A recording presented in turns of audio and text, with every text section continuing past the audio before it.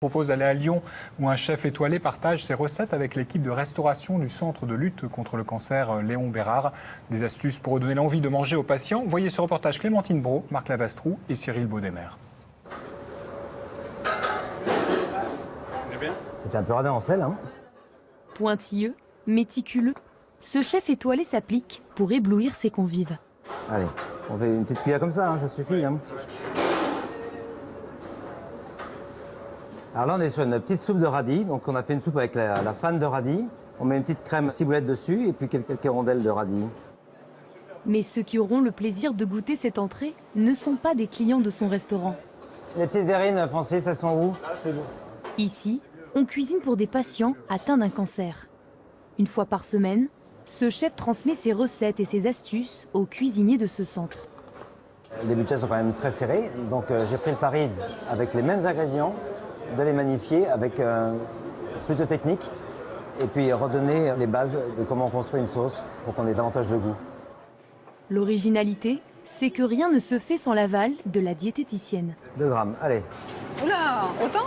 Pour chaque plat, elle vérifie la quantité et son apport nutritionnel. Le fait d'avoir les grammages va me permettre d'avoir la valeur énergétique du produit et donc de savoir si sur la journée complète, on apporte assez d'énergie pour le patient pour qu'il puisse avoir toutes les forces nécessaires pour combattre la maladie. La chimiothérapie peut parfois entraîner des troubles olfactifs et gustatifs chez ces patients, au point de leur faire perdre l'appétit.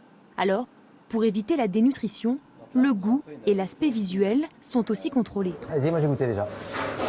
Et là, au niveau de l'assaisonnement, il y a assez de sauce, c'est bien onctueux. C'est pas acide en bouche. C'est pas trop acide. Ça relève quand même le haricot blanc qui est quand même un produit assez fade à la base.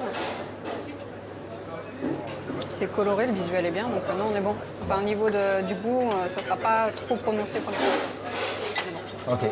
Le travail, il n'est pas forcément sur les quantités, les ingrédients, mais aussi sur le produit qu'on va utiliser pour qu'on n'ait pas quelque chose de trop puissant en bouche. Parce que ça, la personne en cancérologie le ressentira beaucoup plus qu'une personne normale.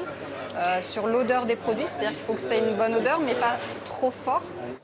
Midi et soir, 7 jours sur 7, les patients peuvent savourer ces plats étoilés. À la clé, des produits frais de saison, comme ici. Du colin accompagné d'un caviar d'aubergine revisité. Manger ça à l'hôpital, ça redonne un peu de joie de vivre.